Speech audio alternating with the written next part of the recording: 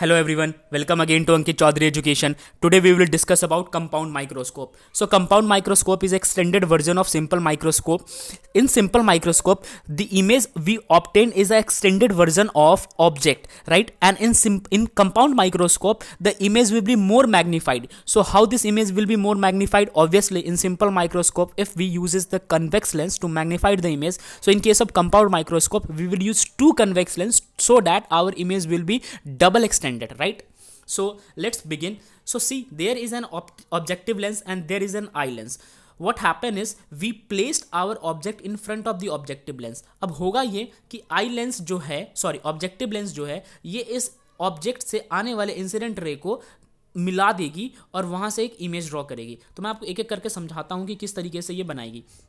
मान लीजिए कि ए बी हमारे पास ऑब्जेक्ट है, वहाँ से एक इंसिडेंट रह गया यहाँ तक टू, और ये इंसिडेंट रे यहाँ पे फॉल कर गया. उसके बाद ये आपको लाइन दिख रही है, यहाँ से ये लाइन जो है ये इसकी रिफ्रैक्टेड रे है, और एक और इसमें से इंसिडेंट रे निकलेगा. ये वाली लाइन जो जाके दिख रही है आपको, ये अगेन ऑप्टिकल सेंटर से जो पास कर रही है वो है अगेन इंसिडेंट रे, और यहाँ से सेम ही लाइन पे इसकी रिफ्रैक्टेड रे बन जाएगी. तो ये इसकी रिफ्रैक्टेड रे, ये इसकी रिफ्रैक्टेड रे, दोनों रिफ्रैक्टेड रे जहाँ पे भी कटेंगे वहाँ पे बनेगा ऑब्जेक्ट. ए डैश बी डैश आपका है ऑब्जेक्ट. खैर ये ए डैश बी डैश जो ऑब्जेक्ट है वो है इस ऑब्जेक्टिव लेंस का, मगर इस आई लेंस के लिए ये ऑब्जेक्ट इमेज का काम, सॉरी ये इमेज ऑब्जेक्ट का काम करेगी.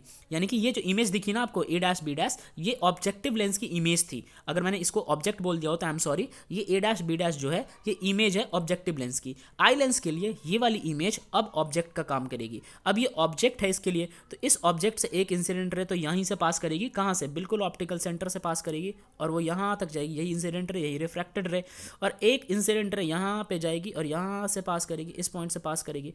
अब ये दोनों लाइट रे जो है जहाँ पे कट रहे हैं वहाँ पे बन जाएगा इमेज. तो आपको दिखा A double dash B double dash बन गया हमारा इमेज, राइट. अब यही इमेज रे हमारे आइज को दिखता है और यही इमेज जो होता है वो least distance of distinct vision पे मौजूद होता है. तो आप देखो ए बी जो था वो ओरिजिनल ऑब्जेक्ट था और उसका extended version A dash B double dash A double dash B double dash बन के आया. ये काफ़ी ज़्यादा एक्सटेंडेड है. तो कंपाउंड माइक्रोस्कोप जो है वही काम कर रहा है जिसके लिए इसको बनाया गया था, हाईली मैग्नीफाइड करने के लिए इमेज को.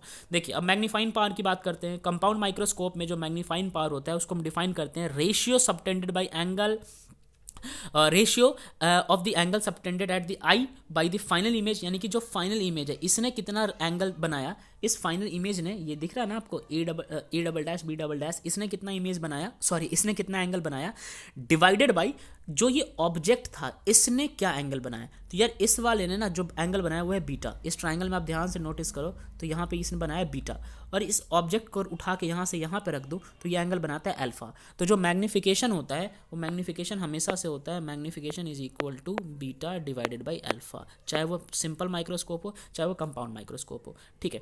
अच्छा, बीटा जो है वो इमेज बनाता है, ये भैया ध्यान रखे, और अल्फा जो है वो ऑब्जेक्ट बनाता है, राइट. चलिए ये चीज़ समझ में आ गया. अब हम इसी बीटा और अल्फा को कंसीडर करते हुए आगे की कार्रवाई करेंगे. देखिए अब आपको समझना पड़ेगा कि अल्फा और बीटा को बुलाएंगे क्या. तो अगर आपको अल्फा को बुलाना है तो अल्फा को आप बोल सकते हो A1C2 B double dash, A1C2 B double dash, ये आपका अल्फा है, राइट. और अगर आपको बीटा को प्रोनाउंस करना है तो आप बोलोगे A double dash C2B, A double dash C2B, right. A double dash, ये रहा C2 और ये रहा आपका यहाँ पे आपका B. मान लीजिए ऐसे इस तरीके से, तो ये आपका पूरा बन गया बीटा बन गया. या फिर A double dash C2 B double dash, ये है आपका बीटा. तो ये अल्फा बीटा की भी क्लैरिटी आपको मिल गई. आप यहाँ पे चाहे तो नीचे नोट कर सकते हैं, ये अल्फा यहाँ पे लिखा हुआ है और बीटा यहाँ पे लिखा हुआ है, सॉरी बीटा यहाँ पे और अल्फा यहाँ पे. आगे बढ़ते हैं. अब हम इसकी डेरिवेशन करने की कोशिश करते हैं. देखो ये पूरा हमारे पास वही सेम डायग्राम है. जो मैग्नीफिकेशन था वो था बीटा अपॉन में अल्फा. हमने सिंपल माइक्रोस्कोप में पढ़ा है कि अगर आप किसी एंगल के आगे टैन लगा देते हो तो कोई फर्क नहीं पड़ता है, क्योंकि बहुत छोटा एंगल है. तो टैन साइन कुछ भी लगाओ, स्मॉल एंगल के लिए कोई डिफरेंस नहीं आता. फायदा ये होता है कि इसकी वजह से आप इनकी वैल्यूज निकाल पाओगे. टैन बीटा होता है परपेंडिकुलर अपॉन में हाइपोटेन्यूज. ढूंढो इसका परपेंडिकुलर. जब आप टैन बीटा का परपेंडिकुलर ढूंढोगे तो A double dash B double dash आएगा. इस ट्राइंगल में देखो ये रहा आपका बीटा एंगल, ठीक है, ये रहा बीटा एंगल. इसका जो परपेंडिकुलर है वो है इसका जो परपेंडिकुलर है वो है A double dash B double dash, और इसका जो बेस है वो है आपका C2 B double dash, right. तो ये आपको मिल गया.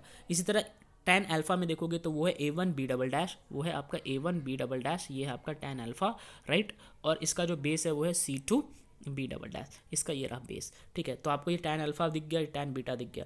अब आपको मैग्नीफिकेशन में इन जगहों पे जाके ये वैल्यूज़ वापस पुट कर देनी है, ये वैल्यू भी और ये वाली वैल्यू भी यहाँ पे पुट कर देनी है। जब आप ये वैल्यू पुट कर लोगे तो मैग्नीफिकेशन के केस में ये टर्म्स निकल के आ जाएगी, राइट। इसको सॉल्व कर लेना, ये 4 इक्वेशन आ जाएगी, ये टर्म बन के आ जाएगी। अब ये जो टर्म है ये सॉल्व होने के बाद क्या बनेगी, मैं खुद सॉल्व करके दिखाता हूँ आपको। देखिए जो हमारा मैग्नीफिकेशन था वो था, रब करते हैं इसको, बढ़िया से लिखते हैं। हाँ जी, तो हमारा जो मैग्नीफिकेशन चल रहा था वो चल रहा था tan बीटा अपॉन में tan alpha, right. tan beta की वैल्यू निकल के आई थी a double dash b double dash divided by c2 b double dash whole divide में। ये था tan बीटा, ये है tan बीटा की वैल्यू जो मैंने यहाँ पे लिखी है, ठीक है। tan अल्फ़ा की वैल्यू ये देखिए, tan अल्फ़ा की वैल्यू है ab c2 b double dash, ab c2 ab divided by c2 b double dash. अब आप सोच के देखिए कि ये वाली वैल्यू जो है ऊपर चली जाएगी और ये वाली वैल्यू यहाँ चली जाएगी। तो a double dash b double dash divided by c2 b double dash, ये चीज़ है, इसके पास चली गई c2 b double dash divided by ab, ठीक है। अब समझते हैं यहाँ पे कि देखिए ये वाली वैल्यू तो कट जाएंगी, तो ये वाली वैल्यू को आप यहाँ से काट दीजिए, ऊपर वाली वैल्यू कट गई। अब यहाँ पे बचा a double dash b double dash divided by a double dash b double dash divided by ab, right, ये चीज़ बच गया। अब आपको एक छोटा सा यहाँ पे हल्का सा एक काम करना है कि आप पूरे इक्वेशन को a डैश b डैश से मल्टीप्लाई डिवाइड करा दो। इससे फ़ायदा ये होगा कि हम बाद में इससे एक वैल्यू निकाल लेंगे।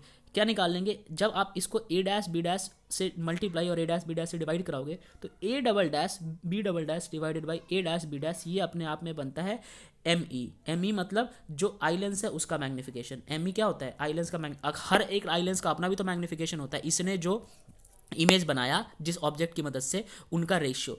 तो देखो me है आपका a double dash b double dash divided by a dash b dash, ठीक है। ये मैग्नीफिकेशन जो है ये आई लेंस प्रोड्यूस कर रहा है, ठीक है। और mo magnification produce by object lens है, वो है a dash b dash divided by ab, ठीक है। ये ऑब्जेक्ट लेंस जो है ये मैग्नीफिकेशन ये प्रोड्यूस कर रहा है। तो आप यहाँ पे इस पर्टिकुलर वैल्यू को me और इस पर्टिकुलर वैल्यू को mo बोल सकते हो, राइट। me बोल सकते हैं, इसको mo बोल सकते हैं। यही फ़ायदा था कि हम इसको क्या करा रहे थे, हम इसको इससे मल्टीप्लाई और डिवाइड करा रहे थे। आई होप आप समझ गए होगे। चलिए तो अब आगे बढ़ते हैं। अब देखिए ये हमारे पास फाइनल इक्वेशन निकल के आ गई, ठीक है, magnification in case of compound microscope.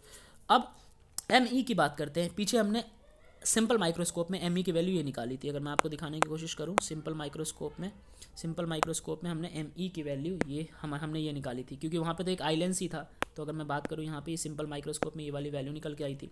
इसी वैल्यू का इस्तेमाल हम आगे करेंगे। हाँ जी, तो इसी वैल्यू को देखिए, यहाँ पे ये चीज़ वैल्यू है, ये हमने सिंपल माइक्रोस्कोप में प्रूफ किया हुआ है, ठीक है। यहाँ पे लिखा भी हुआ है कि प्रूव्ड इन सिंपल माइक्रोस्कोप, ठीक है। चलिए अब आप इस वैल्यू को यहाँ पे पुट कर दें, तो जब आप इस वैल्यू को यहाँ पे पुट कर देंगे तो हमारे पास बहुत सारे वैल्यू जो है वो चेंज होने लग जाएंगी। जैसे कि ये m तो अपनी जगह पे है, तो यहाँ भी अपनी जगह पे है, यहाँ भी अपनी जगह पे m, ठीक है। अच्छा एक और बात बताइए, mo जो है वो ये a dash b dash divided by ab, ठीक है। अच्छा इसको आप चाहे तो ऐसे भी लिख सकते हैं कि c1b dash divided by c1b। कैसे लिख सकते हैं भाई, कंपेयर करो a डैश b डैश को, a डैश और आपका कहाँ है a डैश और b डैश, a डैश ढूंढो, ये रहा a डैश और ये b डैश, ठीक है। इसको अगर आप कंपेयर करने की कोशिश करोगे तो आपको मिलेगा c1, ठीक है, c1b dash, right, c1b dash. ये दोनों चीज़ बराबर हैं, ठीक है, क्योंकि ये है distance of image a dash b dash from c1, ठीक है। तो यार इस चीज़ को आप v0 भी लिख सकते हो, इस चीज़ को आप क्या लिख सकते हो, v0 भी लिख सकते हो। v0 क्या है, ऑब्वियस सी बात है, v0 जो है वो ऑब्जेक्टिव लेंस के द्वारा बनाया गया इमेज है, ये v0, ठीक है। और नीचे जो ab है, ठीक है, इसको आप यहाँ पे माइनस ऑफ u0 भी लिख सकते हो, ठीक है। तो यार ये ना देखो, ME को तो इसमें कन्वर्ट कर लिया और MO को आपने इसमें कन्वर्ट कर लिया, वापस ME की जगह और MO की जगह ये और ये वाली वैल्यू पुट कर दो और आपके पास ये आंसर निकल के आ जाएगा। तो ये था कंपाउंड माइक्रोस्कोप। अभी नेक्स्ट क्लास में एस्ट्रोनॉमिकल टेलीस्कोप पढ़ेंगे, तब तक के लिए ऑल द बेस्ट।